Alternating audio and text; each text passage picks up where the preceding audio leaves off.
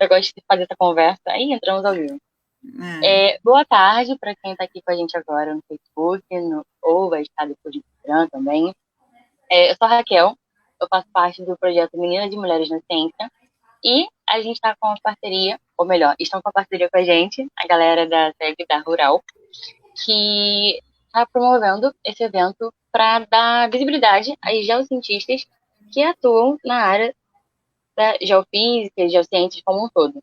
Hoje a gente tem a Andrea aqui, mas antes de começar a apresentar a Andrea, de entrar para a palestra, a gente vai conversar um pouquinho com a Andrea para descobrir como é que ela veio parar aqui no nosso evento hoje, enquanto vocês acabam de chegar, se ajeitar aí na mesa, se ajeitar no sofá, pegar o caderno para anotar o que tiver para anotar.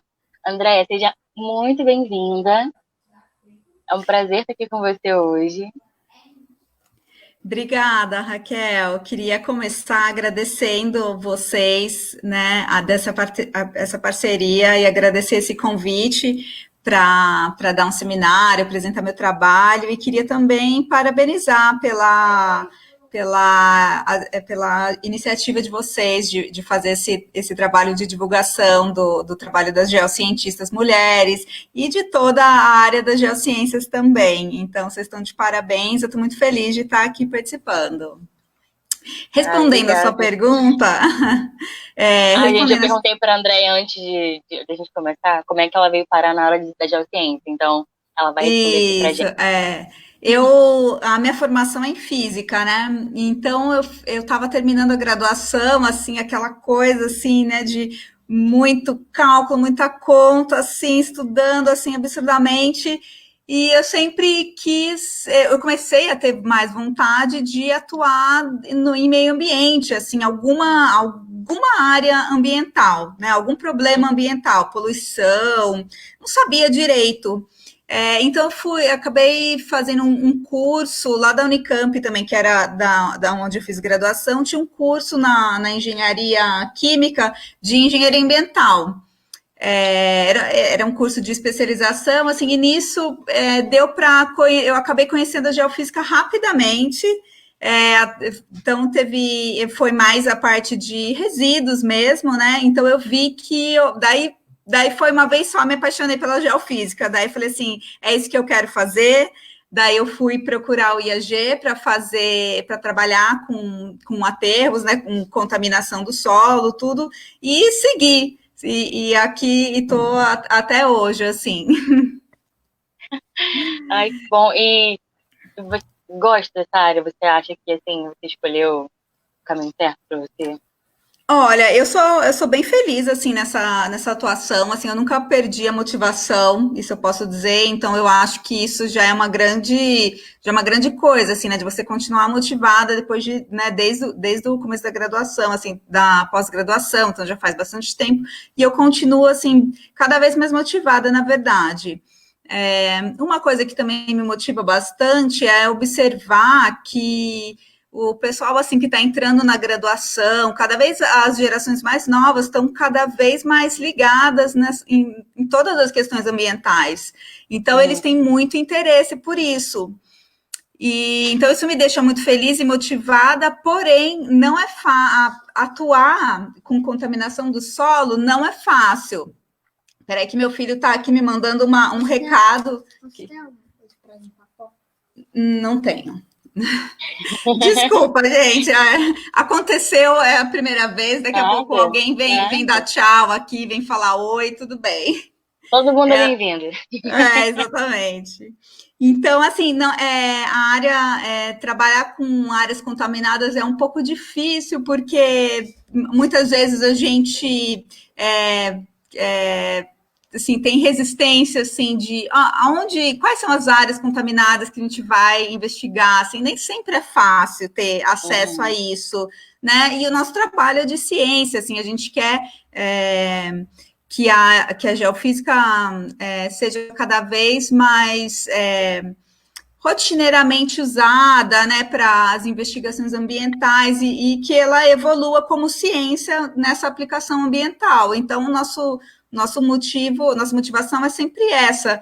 Então, eu acho que a geofísica ainda é pouco usada para a área ambiental, pensando no potencial dela, tá? Então, eu acho que essa, por exemplo, hoje é uma excelente oportunidade de divulgar todas as capacidades da geofísica nessa área, mas eu acho que a tendência é que a gente consiga cada vez mais um espaço assim, dos geofísicos nas empresas nas empresas ambientais, né? Essas empresas que trabalham com remediação, né? Investigação ambiental. Então, é isso aí. Então, gente, deem boas-vindas a Andrea, essa pessoa maravilhosa, super inspiradora que vai falar aqui com a gente. E a Andrea Teixeira Ustra, que é professora professora doutora do Departamento de Geofísica do LAG da USP, vem hoje falar com a gente do magnetismo ambiental, a biofísica, do magnetismo ambiental, a biofísica, avanços da atuação da geofísica em problemas ambientais. Andrea, a palavra está com você de novo. Sinta à Obrigada, vontade para Raquel. falar com quem você quiser e compartilhar suas ideias. Eu não vou estar aparecendo aqui para você no vídeo, nem Tá. você vai me poder ouvir, mas qualquer coisa é Uhum. só gritar que eu volto, tá bom? Tá ótimo. Então, tá bom. Obrigada, Raquel. Então, deixa eu Nada, uma começar. ótima palestra. E Obrigada. galera, as perguntas vão ser no final, então mandem as perguntas que no final a gente responde tudo.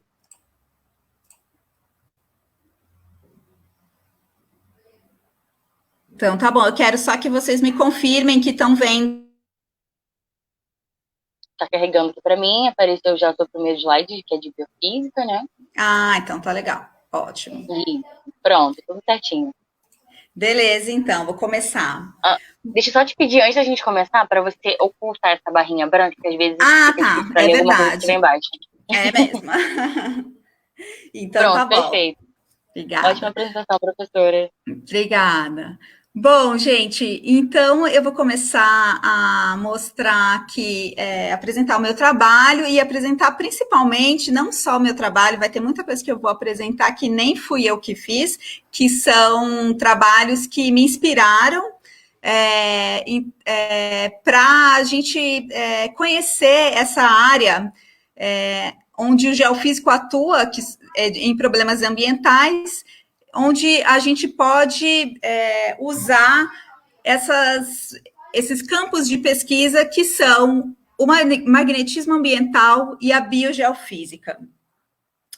Bom, a biogeofísica, ela nasceu no final dos anos 90 e nasceu da geofísica ambiental.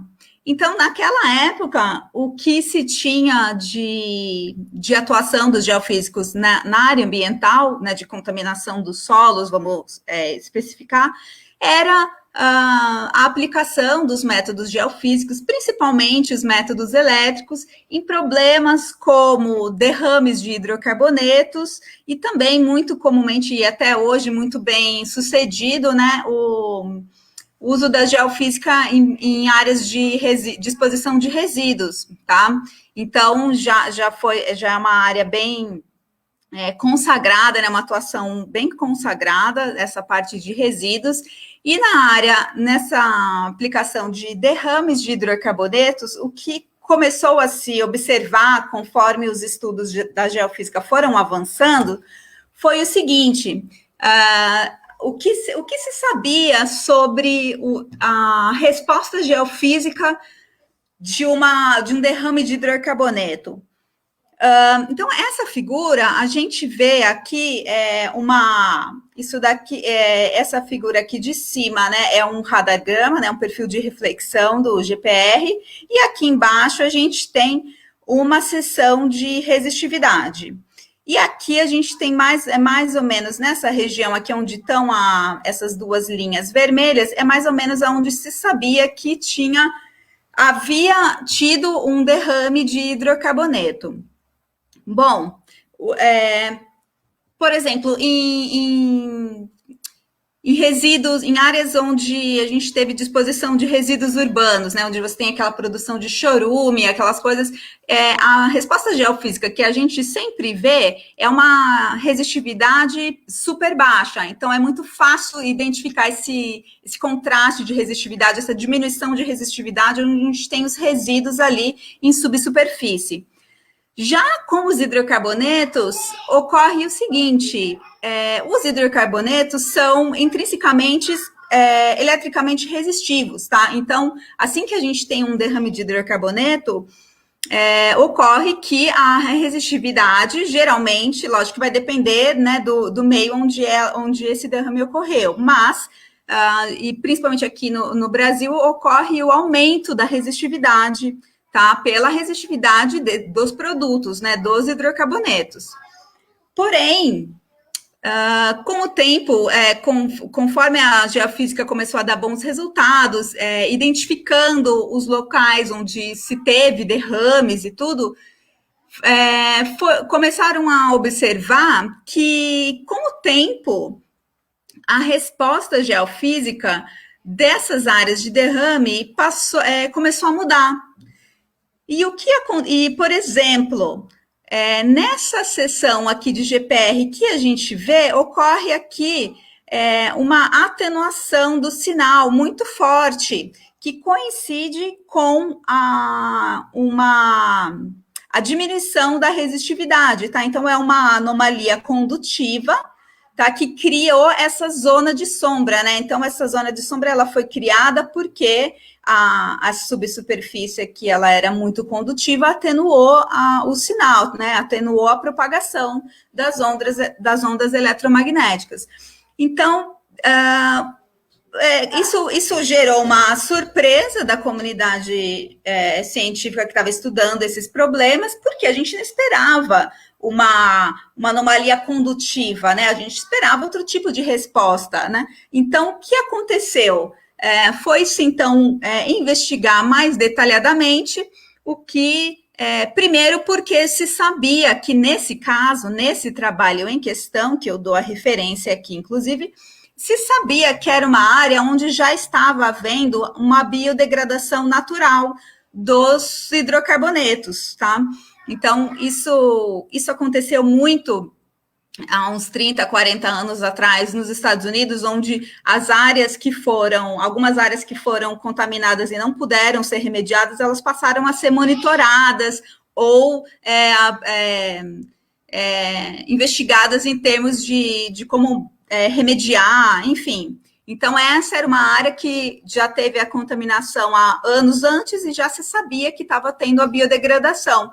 E o que os geofísicos conseguiram ver, então, é que onde realmente a gente teve essa anomalia condutiva, coincidiu onde a gente tinha a biodegradação. Então, a interpretação, em princípio, né, nesse momento, foi a seguinte: ora, quando a gente tem a presença dos hidrocarbonetos, no momento do derrame, vamos dizer, a resistividade da região impactada aumenta. Então, essa é a nossa assinatura geofísica do derrame. Porém, com o passar do tempo, a biodegradação começa a acontecer naturalmente e ocorre que a resistividade passa, então, a diminuir. E essa é uma outra assinatura geofísica, que é a assinatura geofísica da biodegradação. Então, isso trouxe uma nova dimensão para a geofísica ambiental, que é uma resposta que muda com o tempo.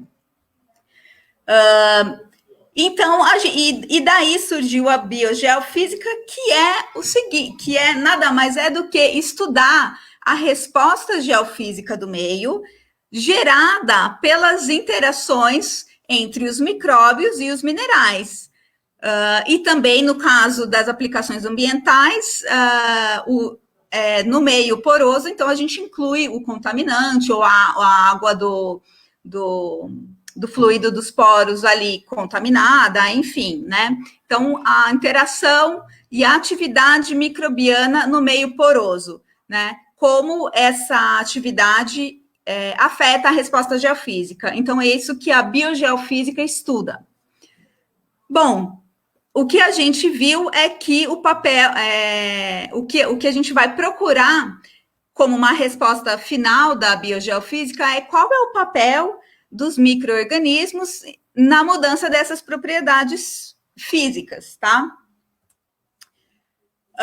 Então, o que a gente foi descobrindo conforme a biogeofísica foi avançando, e com isso eu digo que conforme os geofísicos começaram a conversar e a trabalhar com os geomicrobiologistas e outras áreas, os geoquímicos e diversas outras áreas em conjunto, o que começou a se concluir é que a assinatura geofísica de uma biodegradação, por exemplo, ou uma área biologicamente ativa no meio geológico, que a assinatura geofísica muda com o tempo. E isso nos dá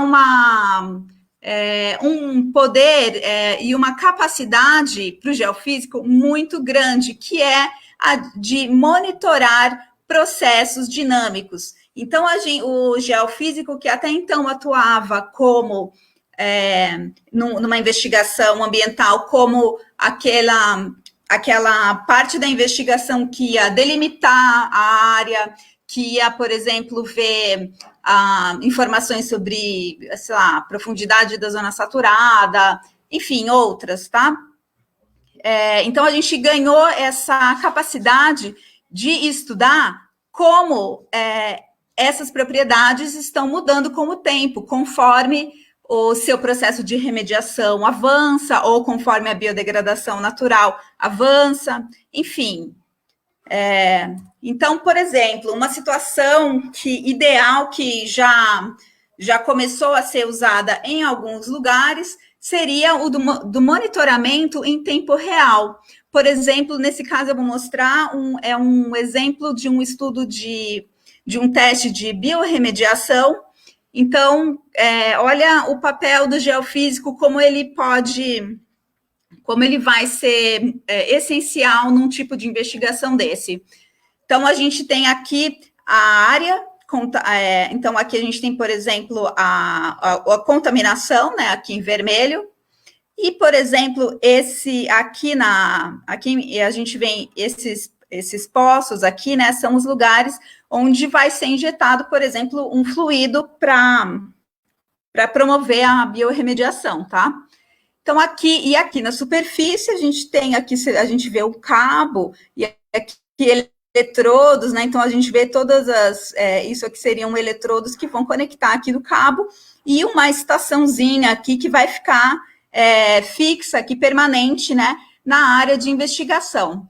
Então, e aqui vai estar o equipamento que vai ficar adquirindo dados geofísicos continuamente, um após outro, linha após linha, tá? Continuamente no tempo. Então, o geofísico, ele vai estar por exemplo, ele vai estar vendo a qualidade desses dados, ele vai estar vendo se teve algum problema, e ele vai estar, basicamente, interpretando como a resposta geofísica está mudando. Então, uma coisa que eu acho legal da gente ver com uma figura dessa é a seguinte: por exemplo, se a gente, quando está fazendo uma investigação ambiental, o nosso dado direto, o que importa para a CETESB, por exemplo, ou para as agências ambientais, são sempre dados de análises químicas do solo e da água subterrânea.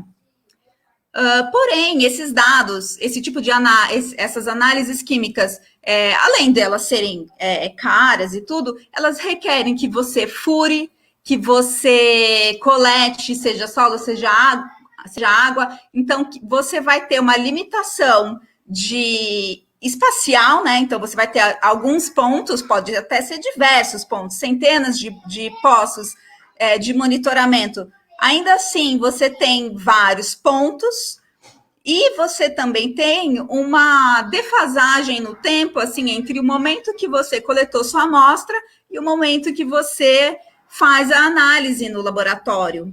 Enquanto que na geofísica, fazendo um monitoramento em tempo real, por exemplo, a gente consegue aqui ter uma imagem que vai ter uma cobertura de área, de volume amostrado muito maior, e do que os poços, mesmo que interpolados, e ainda assim, e além disso, a gente também tem uma informação em tempo real, porque o dado geofísico é um dado em tempo real, se a gente está monitorando. Então, a gente mediu ali naquela hora. Por mais que a gente pegue uma amostra de solo ou de água, até a gente levar para o laboratório, já não é mais. A gente procura garantir que ela não seja modificada ou minimamente modificada, mas ela não é um dado em tempo real. Então, isso mostra o que a biogeofísica trouxe de empoderamento mesmo para os geofísicos, tá? Principalmente nas atuações ambientais. Bom, mas como é que exatamente a gente vai interpretar essas mudanças das assinaturas geofísicas que eu mencionei? Não é um processo simples, pois a geofísica é ambígua por natureza, e além disso, a gente tem mais variáveis complexas que vêm de outras áreas. Então, é importante que os estudos biogeofísicos contem com auxílio de geoquímicos, conte com estudos de hidrogeólogos, de microbiólogos, enfim, várias outras áreas de pesquisa, tá? Então, é uma área muito interdisciplinar que ela precisa ser levada em consideração todos os dados e as informações que essas áreas têm a fornecer. Então, aqui nessa figura, a minha ideia é mostrar como diversos processos que podem afetar a resposta geofísica. Então, a gente tem, inicialmente, a gente tem os micróbios em subsuperfície, a gente tem a fonte de carbono, no caso, por exemplo, o nosso derrame, né, de hidrocarbonetos. E temos também nutrientes. Então, com essa situação, os micróbios vão conseguir se desenvolver, desenvolver seu metabolismo e viver ali, e a comunidade microbiana vai aumentar e essa atividade vai ser cada vez mais intensa. Então, uma vez que o ambiente é favorável para essa comunidade microbiana, o que se tem é o crescimento microbiano e a proliferação. Então, só isso, o aumento dessa população já pode, por exemplo, modificar as respostas elétricas e elásticas, por exemplo. Então, só se esse aumento, né, essa proliferação for muito significativo, a gente vai sentir também um pouco das propriedades elétricas das próprias bactérias, tá? E elas vão acabar populando ali o meio poroso, e isso pode também até afetar as propriedades elásticas, mas é principalmente as propriedades elétricas que vão ser afetadas pelo aumento da população. Além disso, ocorre a formação de biofilme, juntamente com esse aumento aqui do número de células. E o biofilme também, ele é eletricamente condutor, né? É condutivo, então também vai ter sua resposta, tá? Aqui tem algumas setinhas a mais, porque tinha alguns detalhes aqui que eu achei que não valia a pena entrar, mas, então, e aqui pelo caminho do meio, a gente vê não só a parte que está relacionada às bactérias em si, mas as mudanças que elas promovem no meio. Por exemplo, elas vão promover reações redox, tá? A troca de elétrons que elas fazem no metabolismo delas vai acabar tendo mudanças aqui de pH, por exemplo, e de potencial redox. Os produtos metabólicos da atividade microbiana também vai produzir, por exemplo, ácidos orgânicos, esses ácidos orgânicos e também biosurfactantes vão acabar intemperizando os grãos minerais.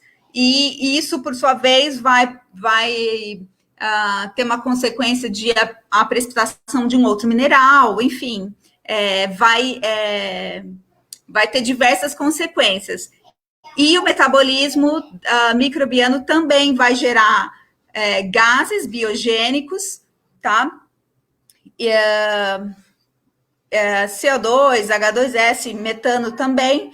E então, como resultado de toda essa atividade, nós vamos ter a dissolução mineral, como eu falei, e a precipitação mineral. Então, tudo isso, por exemplo, a dissolução mineral vai lançar no fluido dos poros mais sais, então o meio vai ser mais condutivo. Por isso que se acreditava que era aquela resposta, aquela zona de sombra que eu mostrei no começo, foi atribuída ao aumento da salinidade do fluido dos poros devido a isso daqui, ó, dissolução mineral. Porém, também ocorre precipitação mineral, e, por exemplo, esses minerais que vão ser precipitados, um deles bastante comum é a magnetita, que é um mineral eletricamente condutivo e magnético também. Então, a gente começa a ter aqui uma outra propriedade geofísica que também vai ser afetada. E, eventualmente, conforme a precipitação mineral, se ela for muito significativa, até também calcita, é muito comum ser precipitado, é possível que o meio poroso fique, digamos que, encrustado. E isso acabe, então, ali a parte que tinha fluidos, por exemplo, do meio poroso, não vai ter mais tantos fluidos, vai estar já mais com minerais na fase sólida. Então, as propriedades elásticas também podem ser afetadas, tá?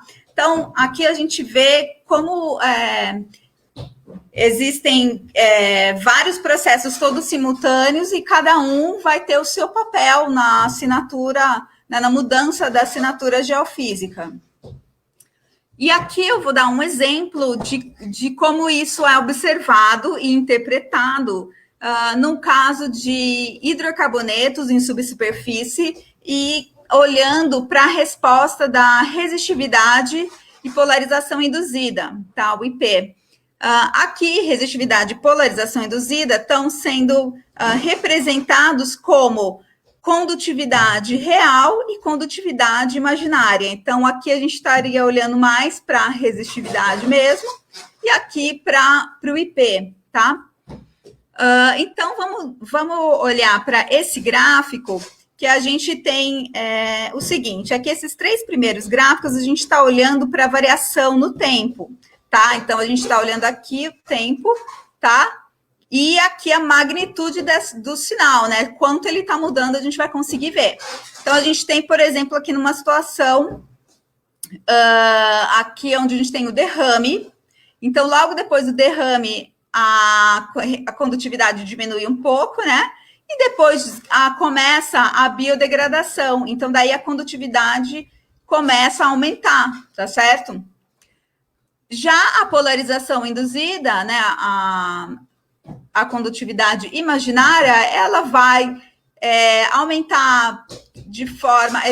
inicialmente, apenas com o efeito do derrame, ela não vai ser tão sensível, mas depois ela vai aumentar com a biodegradação até um pico, tá? Aqui é um pico onde toda a situação é favorável para essa comunidade microbiana e que depois vai acabar sendo decaindo, né? Porque já, digamos que vai acabar a comida delas, certo? Então, depois disso, a condutividade vai diminuir um pouco e vai chegar, vai se estabilizar, tá? E agora eu estava querendo lembrar qual que é a diferença entre o A e o B e o C. Desculpa, tá aqui, ó. Então, a biodegradação aqui, ela é sustentada e dominante, tá? Nesse gráfico aqui, a biodegradação não é dominante. Opa! A biodegradação não é dominante, tá? Então, a gente tem que... a condutividade imaginária, por exemplo, ela apenas sofre um aumento e depois ela estabiliza, e a condutividade real também, ela sofre uma diminuição aqui e depois ela estabiliza, ou seja, ela não é tão dinâmica como o tempo, tá bom? E aqui embaixo a gente vê como seriam essas respostas em função da fonte de contaminação, tá? Então, aqui seria a fonte, né, do derrame, e conforme a gente vai se distanciando, então aqui, ó, a gente tem uma zona contaminada, aqui a gente já tem mais a presença da água mesmo no meio poroso, e o óleo já não está mais ali no meio poroso, então a gente vê essas variações. Então, nessa figura, a gente fica claro como a geofísica saiu da dimensão espacial e foi para a dimensão temporal também. E aqui nessa figura, nesse fluxograma, a gente vê a gente interpreta como interpreta essas mudanças, tá? Então,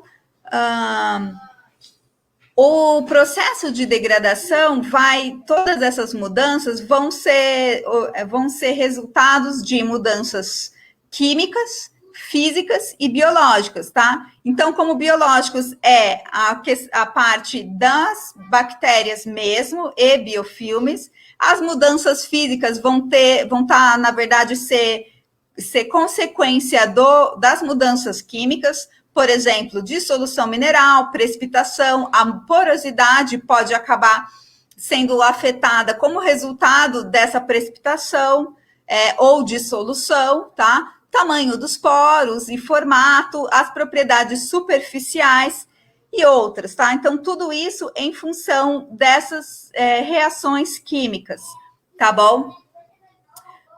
Então, a parte que as propriedades elétricas foram as que mais, até o momento, foram investigadas, porque sempre deram muito resultado, mas atualmente já tem se buscado combinar esses métodos de investigação com outros, como a gente vai ver na sequência. Então, eu vou apresentar alguns resultados de um trabalho que eu considero muito interessante e importante, que são trabalhos feitos nessa área de estudo, que é essa National Crude Oil Spill Fate and Natural Attenuation Research Site. Então, como a gente pode ver aqui, é uma área de estudos, tá? Uma área de pesquisa de atenuação natural de um derrame de óleo bruto, tá? Então, é uma área que é uma área contaminada, que ela é gerenciada pelo Serviço Geológico norte-americano.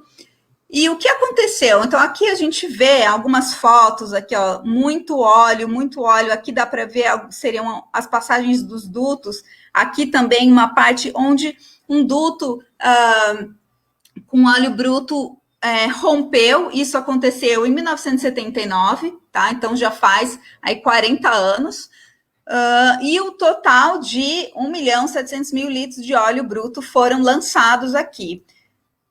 Logo depois que as remediações ou as medidas de contenção e remediação iniciais foram feitas, se chegou numa situação mais ou menos como essa foto aqui, onde a gente ficou, digamos que com um borrão aí onde não se conseguia mais tirar o óleo que penetrou, que estava em subsuperfície. Era uma área remota e então a opção da USGS foi por proteger essa área, proteger, digamos que o aquífero e tudo mais, onde não haveria consumo, por exemplo, de água subterrânea ali nas propriedades, tudo, mas eles optaram por ceder essa área para os cientistas. Então, atualmente, existem cientistas de todas aquelas áreas de pesquisa que eu falei até agora: geofísica, geologia, hidrogeologia, microbiologia, que mais? Geoquímica. Então, todos esses estão estudando essa área em conjunto desde aqui há 40 anos. Então, é uma iniciativa muito louvável e foi nessa área, né, foram através desses estudos e dessa possibilidade de juntar tantas disciplinas para entender os fenômenos que estão acontecendo, entender esse problema, que a biogeofísica se fundou, tá? Então, a biogeofísica, acho que 80% dela foi aqui desenvolvida nessa área de pesquisa. E outros lugares do mundo acabaram, ao mesmo tempo, fazendo coisas parecidas, mas como essa área não existe, tá? Então, eu acho que é uma iniciativa muito importante, principalmente para os cientistas, tá? Bom, olha, e uma iniciativa dessa vai gerar um dado ou um resultado como esse que a gente está vendo aqui. Então, o que a gente está vendo? A gente vê aqui perfis de susceptibilidade, né, em alguns pontos, né, em alguns locais. Então, a gente vê que isso daqui são poços onde eles puderam colocar o sensor de susceptibilidade e medir. Mas eles fizeram isso em lugares onde justamente quem forneceu toda a informação foi a geoquímica, tá? Então, a geoquímica disse exatamente aonde está a pluma de metano, né, que é gerado pela atividade microbiana. Aonde está a fase livre, aqui a fase livre do hidrocarboneto. Fase dissolvida, aqui, ó, óleo dissolvido. Aqui nesse entorno, então, é o óleo dissolvido.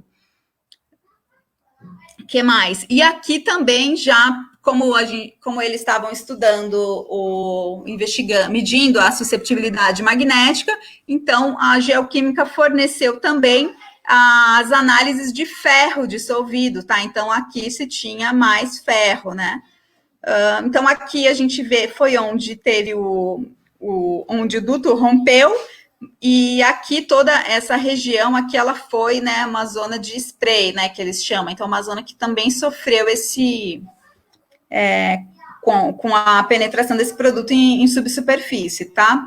Então o que eles foram vendo aqui? Olha só que interessante se a gente vê. A susceptibilidade, ela vem, tem uma mudança um pouco aqui, né, onde começa a entrar na parte do metano, né, na pluma, aqui, digamos que ela é mais ou menos estável até que ela começa a variar mais, justamente perto aqui, ó, desse limite, que é o nível d'água, né? Então, aqui é o nível d'água, o fluxo de água subterrânea está aqui para a direita. Então, a gente vê uma variação grande de susceptibilidade aqui na pluma, e aqui fora da pluma já é uma variação bem menor, tá? Bom, então como que o que esse sinal magnético foi interpretado como sendo gerado? O que se acredita que acontece é que a atividade microbiana vai produzir metano, e essa produção de metano, por sua vez, está ligada à redução do ferro. E aqui na zona aerada, né, acima do nível d'água, ocorre a formação, a oxidação do ferro, formação de magnetita, por exemplo. Tá? Então, essa diferença que essas duas áreas biogeoquímicas vão dar essa mudança aqui de sinal magnético, que é justamente aonde a magnetita é formada, principalmente logo aqui acima, ó, se vocês estão vendo. Ela tem um aumento bem ali, na verdade, ela tem um aumento aonde essa zona, o nível da água flutua, porque o nível da água não é uma superfície totalmente estática no tempo, né? Então vai variar bastante com o clima, precipitação e tudo, né? Então é uma superfície, é uma interface dinâmica, e então essa zona que também é dinâmica, é onde se espera que seja aqui o ferro seja reduzido ou oxidado. Então, é isso que faz, que traz essa mudança de susceptibilidade, tá bom? Porém, além disso,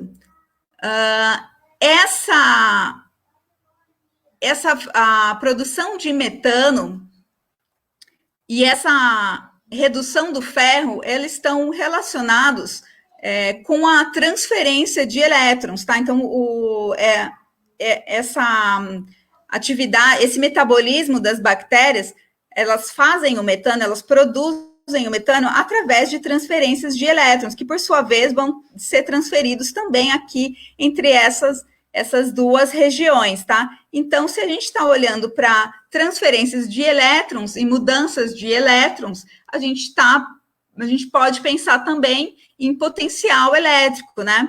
Então, a gente pode ver, pensar em investigar essa área com potencial espontâneo. E aqui, então, eu mostro essa figura para mostrar o que seria esperado de uma situação dessa, em termos de potencial espontâneo. E o que explica esse tipo de processo microbiano é justamente o modelo de biogeobateria, que a gente chama, que é similar ao modelo de geobateria que se tem no solo através de corpos condutores, né, de minerais condutores, só que resultantes da ação biológica, né, da ação microbiana. Então, esse modelo foi proposto aqui por Review e colaboradores em 2010, e basicamente a gente vê aqui dois modelos onde as bactérias vão transferir os elétrons usando um mineral condutor. Por exemplo, se tiver uma pirita, uma hematita, vão transferir esses elétrons, ou simplesmente vão conseguir, uma hipótese de que elas consigam transferir esses elétrons por essas estruturas aqui, que se chamam pile, se não me engano. Então, os elétrons podem, assim, encontrar o seu caminho e produzir um potencial elétrico. E justamente foi isso que se observou naquela área. Então, se a gente olhar aqui para a susceptibilidade magnética, a gente tem aquele pico ali na zona de flutuação do nível d'água, e a gente vê o potencial elétrico aqui passando de negativo para positivo abaixo da zona saturada. Então, de acordo com esse modelo e também bem concordante com a susceptibilidade magnética, né? Então, a interpretação é de que esse sinal, de fato, está relacionado e pode ser explicado através desse modelo de biogeobacteria, que está usando minerais com ferro para fazer essa transferência de elétrons aí, e fazer toda essa atividade, esse metabolismo microbiano. Tá certo? Bom, muito interessante, legal, mas nem tudo é tão simples assim. Já não é simples, mas nem tudo é tão amarrado assim. Então, com aqueles resultados bastante promissores, aquela área passou a, então, ser monitorada pela susceptibilidade magnética. Mas como a gente vê aqui, ó, em outros anos, aquele pico de susceptibilidade já foi muito atenuado. Então, uma pergunta que os cientistas que investigam aquela área passaram a se fazer por que o que aconteceu, né? A atividade cessou, eles já consumiram todo o ferro dali, ou é um outro mineral, ou, né, eles estão transformando, o que está acontecendo? Então, nesse momento, a biogeofísica começa, então, a fazer uma ponte com o magnetismo ambiental, que era outra parte do título da palestra. Então, o magnetismo ambiental, que vem lá do paleomagnetismo e uma vasta gama de métodos e técnicas para obter vários parâmetros magnéticos que são usados no paleomagnetismo, Então, a ideia do magnetismo ambiental é usar essas técnicas de magnetismo de rochas e, principalmente, nos dá 3 parâmetros diagnósticos. O primeiro deles é qual é a mineralogia magnética. Então, é hematita, é magnetita, é gregita, e quanto se tem, né? Então, será que é o teor, a quantidade de magnetita que está mudando e por isso a gente não vê mais esse pico? E outra pergunta muito importante para a resposta magnética é qual é o tamanho desse mineral magnético? E a gente já vai ver o porquê que essa pergunta é importante. Então, são 3 parâmetros diagnósticos que estão muito relacionados com os processos biogeoquímicos. Todos os processos biogeoquímicos da natureza e para nosso interesse aqui, no caso, processos de biodegradação. Bom, então, como eu falei, por que é que o tamanho desses minerais é importante? As bactérias vão usar o ferro do meio para o seu, né, seja para a sua atividade metabólica, mas elas podem atuar, elas podem fazer esse processo de 2 maneiras. Uma é precipitando cristais de magnetita, por exemplo, no seu interior. Então, nessa figura aqui, a gente vê uma bactéria que sintetizou uma cadeia de magnetitas, aqui, de cristais de magnetita no seu interior. Essa cadeia aqui não está alinhada à toa, ela justamente tem a função de orientação, como uma bússola, né, de orientação usando o campo geomagnético. Então, essas bactérias são as chamadas bactérias magnetotáticas. E esse processo a gente chama de biomineralização biologicamente controlado, tá? Então, a gente vê aqui que os cristais são muito bonitinhos, têm o mesmo tamanho sempre, mesma forma, pureza, e outros é muito controlado. Já, por exemplo, aquele processo de respiração, onde o ferro acaba sendo usado na troca de elétrons, o que acaba acontecendo é a precipitação, nessa foto aqui, precipitação de magnetita, porém no exterior das células, tá? No meio externo. Então, esse é um processo que a gente chama de biologicamente induzido, tá?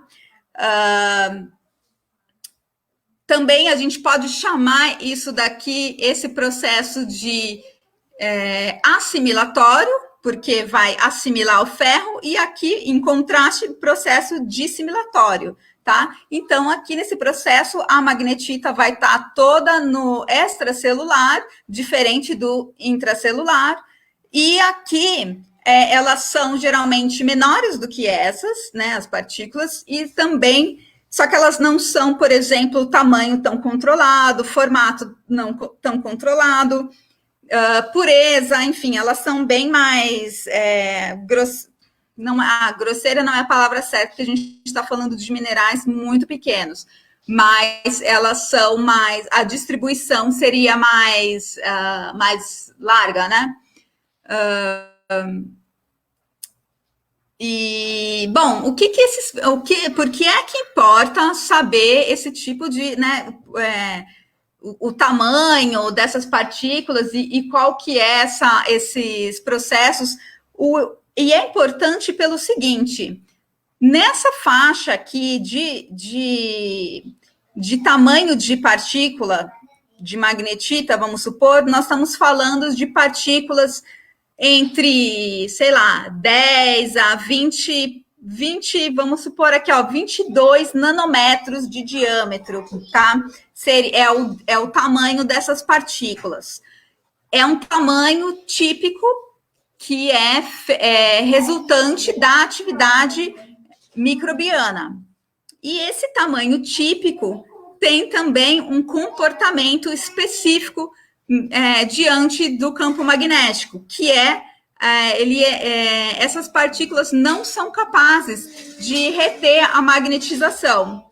Então, conforme o tamanho das partículas aumenta, a sua capacidade de armazenamento, de retenção do campo magnético, da magnetização, é maior. Então, por exemplo, a magnetização vai ser guardada no mineral por mais tempo. Por exemplo, nos basaltos do assoalho oceânico, a magnetização é guardada por milhões de anos, tá? Então, são estruturas que a gente chama de multidomínio, são grãos maiores.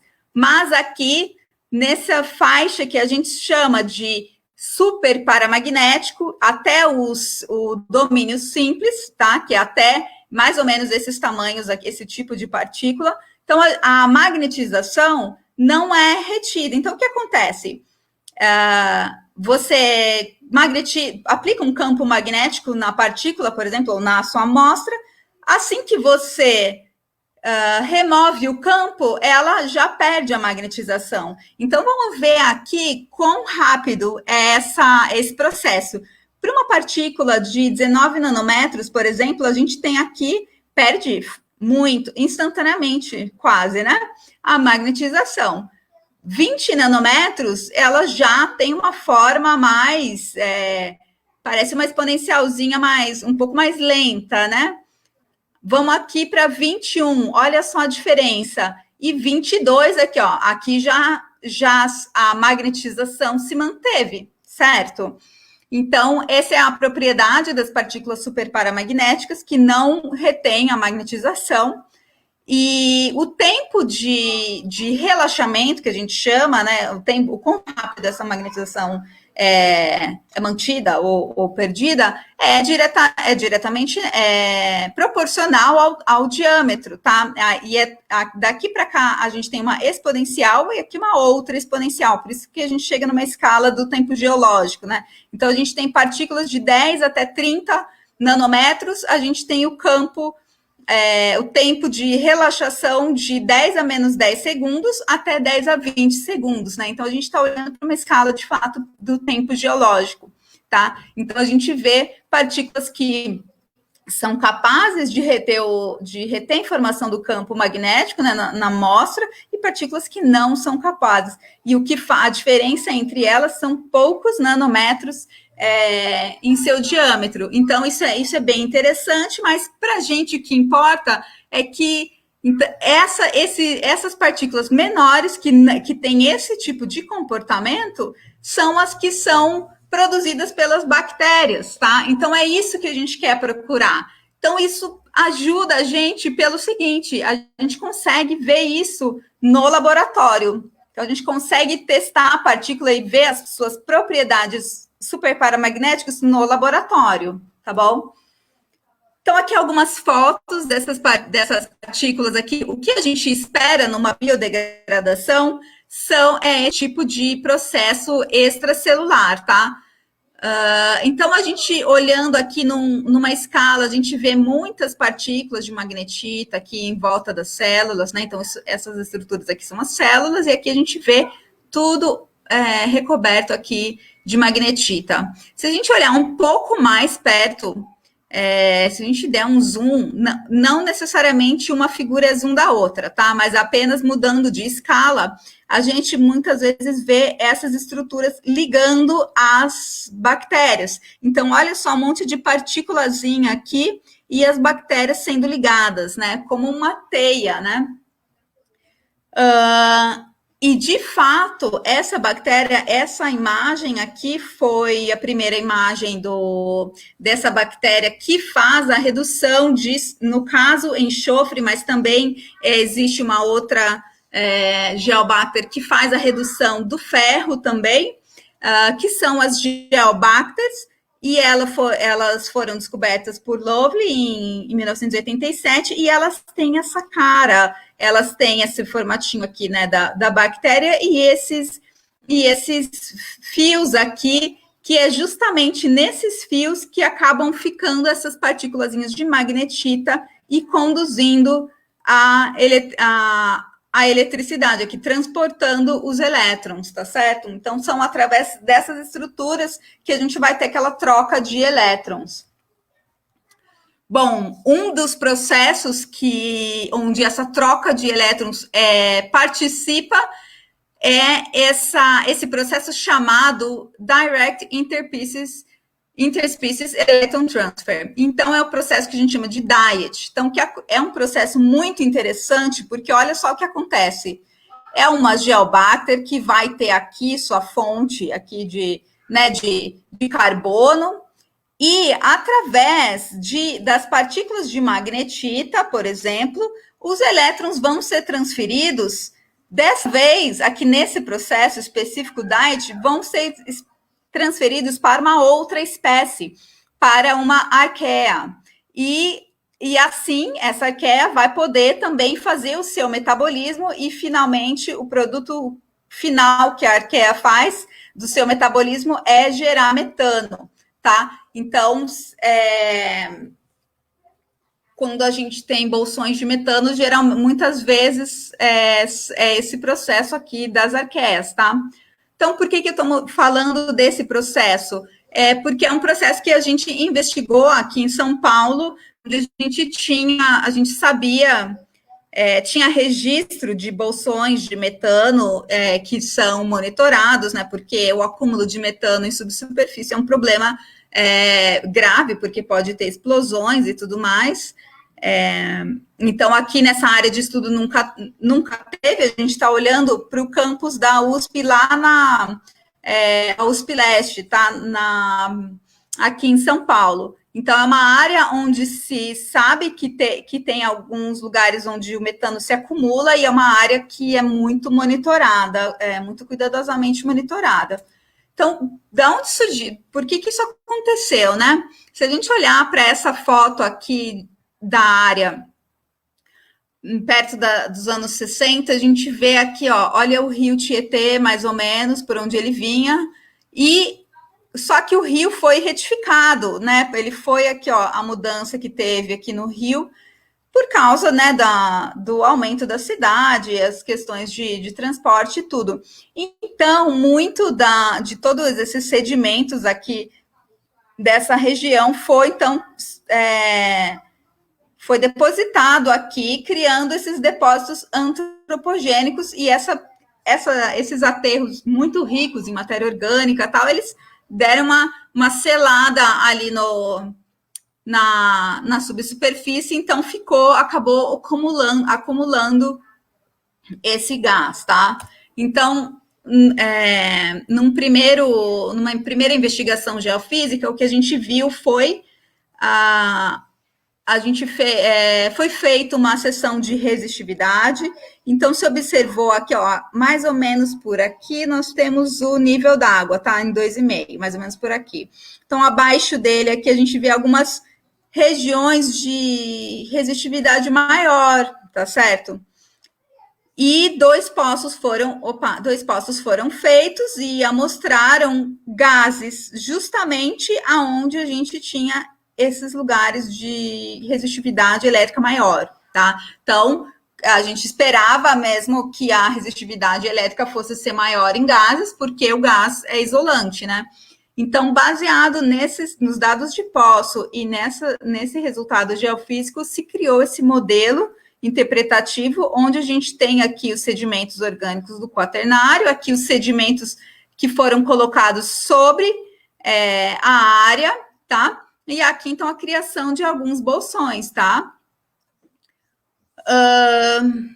Legal. Então, mas será que a gente vai conseguir, então, ver será que a gente vai ver alguma mudança, né, desses minerais magnéticos, desse ferro que está sendo usado para transferir os elétrons, né, as partículas a magnetita, por exemplo? Então, a gente passou foi fazer medidas de susceptibilidade magnéticas nas amostras coletadas em um poço, tá? No caso, desse poço aqui, nessa figura a gente tem os dados, tem lugares onde foi coletado metano e gás carbônico, daí aqui só água, tá? E aqui embaixo, de novo, metano e gás carbônico. Então, tem 2 bolsões, tá? De metano aqui. E também o que se fez foi investigar quais eram as bactérias e arqueias que se tinha na área. Então, por exemplo, se encontrou metanozoeta, que já se sabe que ela participa da diet e produz metano, né? Já diz o nome dela. Então, legal, a gente esperava e encontramos mesmo. E também encontramos bactérias que são ferro-dissimilatórias, né? Então, vão precipitar partículas com ferro, como magnetita, de modo extracelular, tá? E também tinha populações aqui que iam oxidar o metano. E que mais? Então, assim, a gente sabia que as bactérias e arqueias poderiam estar fazendo diet, a gente tinha o metano e a resposta magnética, como é que estava? Né? Então, a gente viu, por exemplo, a susceptibilidade, a gente viu aqui mais alta nessa parte aqui, acima da zona, na zona não saturada, tá? E isso é comum porque tem mais ar, mais magnetita é formado mesmo aqui. Abaixo da zona saturada, então, a susceptibilidade diminui, porém, muito interessantemente, tem um pico aqui em 4 metros, mais ou menos em 4 metros, que é perto da onde se tem um bolsão, aqui mais ou menos em 6,5 metros, então mais ou menos nessa região se tem metano, e aqui também parece um aumento aqui de susceptibilidade, talvez seja em função disso aqui, dessa outra formação. Mas a susceptibilidade, não sei se vocês me lembram daquele slide que eu mostrei que tem a questão da granulometria, tem a questão do mineral e tem a questão do quanto de mineral tem. Então, só olhando para a susceptibilidade, a gente não pode dizer se é magnetita, se não é, se essas variações são resultantes da quantidade de magnetita. E também a gente não pode afirmar que as magnetitas são aquelas que a gente espera ver lá nas bactérias, né, precipitadas extracelularmente pelas bactérias, tá? Então, a gente procura investigar de forma quantitativa essas respostas magnéticas. Então, eu pus a foto aqui dos meus colegas que trabalharam nesses métodos de interpretação quantitativa. Então, aqui a gente está olhando para variações da susceptibilidade com a frequência de oscilação do campo magnético aplicado, e aqui a gente está olhando para o decaimento do campo após a indução de um campo magnético e remoção desse campo, tá? Então, a gente está olhando para o relaxamento aqui.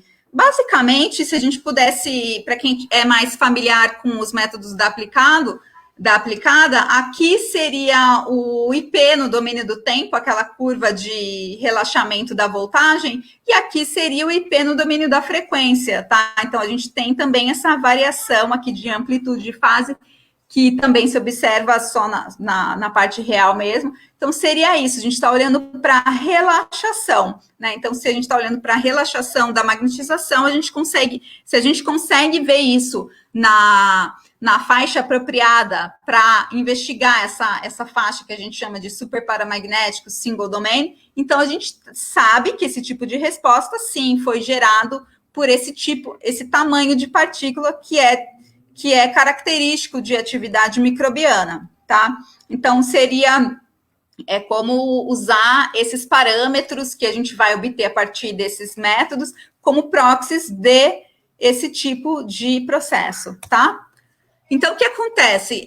Então, aqui a gente tem a susceptibilidade bruta, tá? Aqui a gente tem esse parâmetro que veio da variação da frequência, que é um parâmetro indicativo de variação de tamanho total, tá? Tamanho das partículas. Então, se a gente vê aqui essas variações, a gente sabe que as partículas variaram de tamanho, as partículas magnéticas.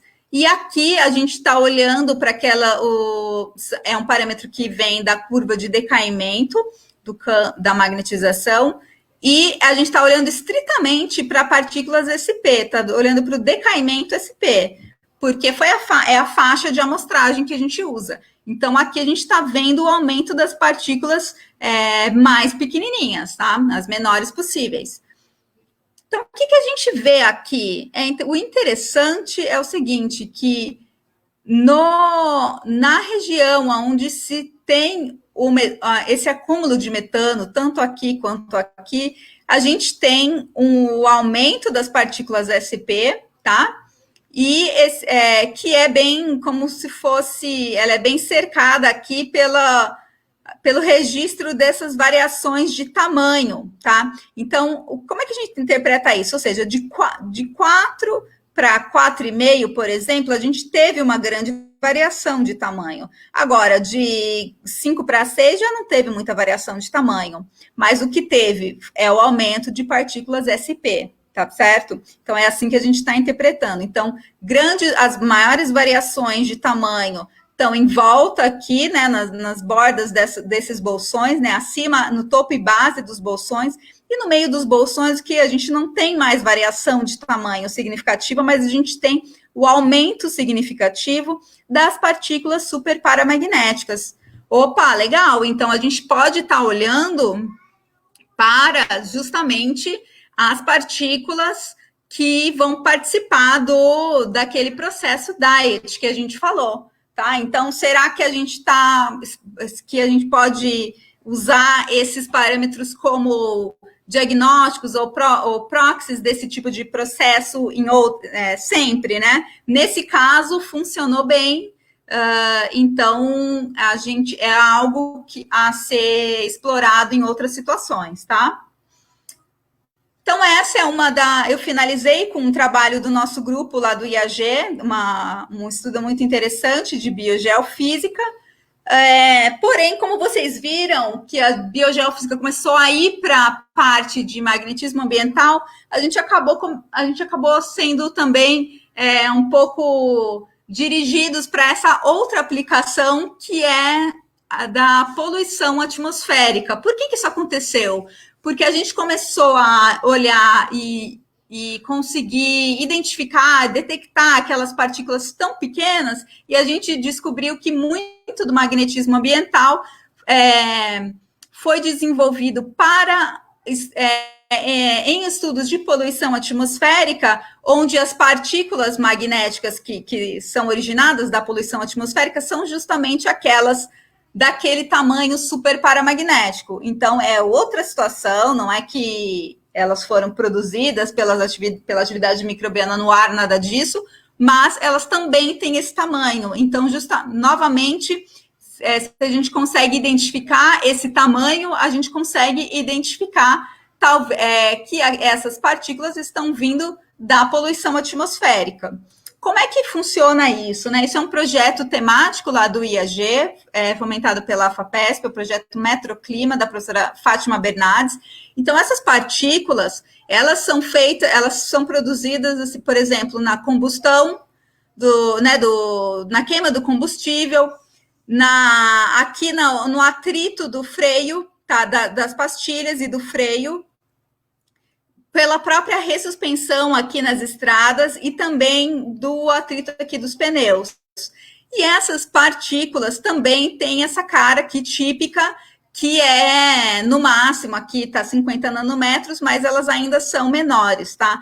Então, novamente, se a gente puder identificar aqueles parâmetros diagnósticos de que partícula é essa, qual é a sua abundância, qual é o seu tamanho, a gente pode dizer se aquelas partículas de ferro, por exemplo, são as que a gente observa como sendo formada nessas fontes aqui de poluição, tá? Então, isso essas partículas magnéticas são formadas junto com, elas acompanham todos aqueles outros poluentes do ar, tá?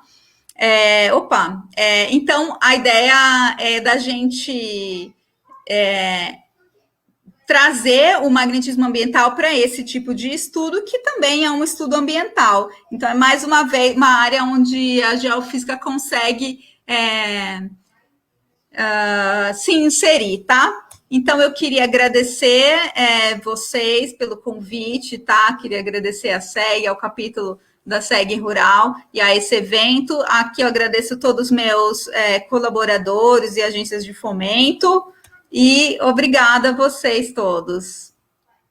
Então, eu vou parar de compartilhar. Deixa eu ver. Tá transmitindo ainda? Estão me ouvindo? Eu vou parar, ou eu não sei se eu devo parar ou. Pode parar, que aí, se tiver alguma pergunta que precise voltar Legal. pro slide, de volta.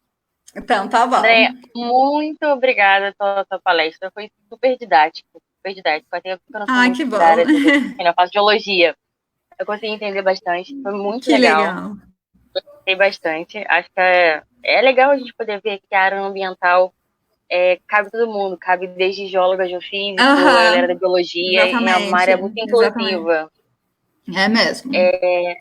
E antes das perguntas, a gente passar para as perguntas, eu tenho um aviso que o presidente, nosso presidente da Rural aqui aí, na verdade, da Rural, do Capitão Rural pediu para avisar, é que na semana que vem vai ter a mesa redonda na quarta-feira, às 19 horas, 7 horas da noite, com todas as palestrantes do nosso evento. Então, galera, vai ser muito joia.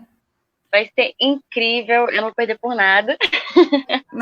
Então, vai ser bem legal. Vai ser muito legal, vão ser mulheres maravilhosas, falando sobre geofísica e como ser mulher nessa área da ciência que é tão maravilhosa. Então, vamos passar para as perguntas. Eu não sei como é que a gente vai botar a pergunta aqui na tela, ou se eu olho aqui do chat. Tá. Vamos ver aqui. Então, aqui, ó, vou fazer aqui a primeira pergunta. Se aparecer na tela, leio da tela, então.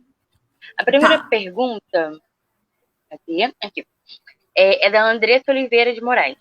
Ela perguntou assim, após o vazamento, quanto tempo ele demora para passar de alta resistividade para baixa resistividade?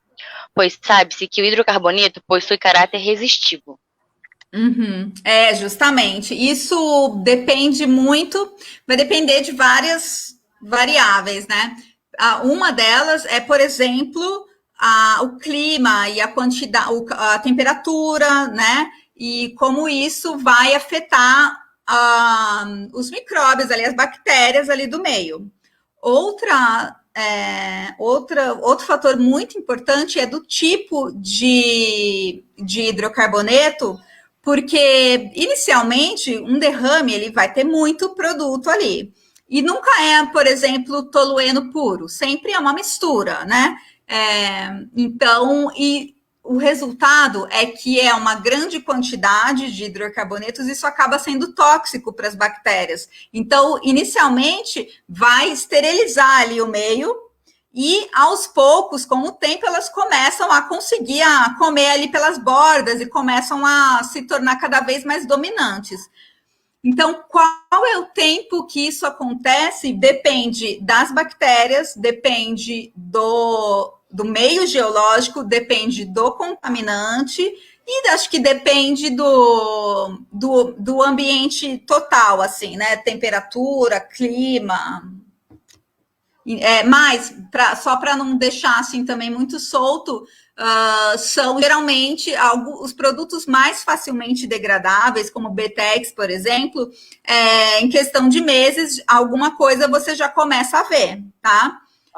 Sempre a gente começa a ver nas beiradas do derrame, tá? Então, muitas vezes, por exemplo, a gente começa a ver embaixo do derrame, a gente começa a ver uma resposta mais condutiva ou dos lados, e daí, conforme vai passando o tempo, com anos, e todo aquele corpo vai mudar, né, de comportamento.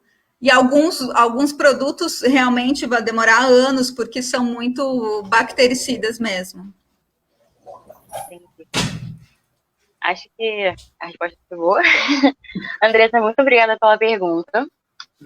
Andréia, a gente teve uma chuva de elogios aqui para você, para sua palestra. Ai, obrigada, Uma que bom, chuva de gente. elogios. A galera que Legal, adorou obrigadão. a sua participação. Joia. André, eu queria mais uma vez te agradecer pelo seu tempo, pela sua disponibilidade para participar aqui do Geofísica por Elas. A gente acredita muito que o papel da mulher a gente é uma mulher, o papel da mulher na geofísica é extremamente importante, não só na geofísica, mas como na ciência, na geociência como um todo. Então, ter uma mulher como você aqui pra gente é muito inspirador. Ai, que Aqui, ó, legal, gente. mas antes da gente encerrar, tem mais uma pergunta aqui do Leonardo Tá Pital, bom. que eu perdi a pergunta. Aqui o Leonardo Pital perguntou. Além dos dados eletromagnéticos, dados de magnetometria também são utilizados na área ambiental? Então, esses dados, por exemplo, que eu passei, são dados de susceptibilidade medidos em poço. Também a gente usa muito em laboratório, mas não é aquele dado de aerolevantamento, por exemplo, porque a resposta é muito menor do que, digamos, um DIC, né? Sabe? Então, a gente tem que pôr nessa escala. Então, vai ser bem menor. Mas sim, a gente pode, com um sensor, né, com uma sonda de susceptibilidade, a gente espera que isso dê resultado, sim. Eu acho que essa foi a última pergunta. Se vocês tiverem Legal. alguma pergunta, mandem aqui enquanto eu estou me despedindo dela, que dá pra gente responder. A galera vai mandando pergunta no final, aí eu perco. Vou ficando com vergonha. É verdade, ainda que o chat nem aparece, né? Sim. Então, eu queria agradecer, não só você, André, mas todo mundo que acompanhou aqui a gente. Eu também queria agradecer todo mundo. Agradecer também ao seu filho que está aí também, esperando a gente acabar na live. Tem dois ali. Gente, não se esqueçam que na semana que vem, na quarta-feira, às 7 horas da noite, teremos mais nossa última evento, nossa última live aqui do evento, uma mesa redonda com todos os palestrantes. Não percam, vai ser joia, muito legal. Isso aí, então, a gente se vê lá. Então tá bom, até semana que vem. Obrigadão, adorei, foi um prazer, viu? Obrigada. O prazer é todo nosso. Um beijo e até semana que vem. Até semana que vem. Tchau.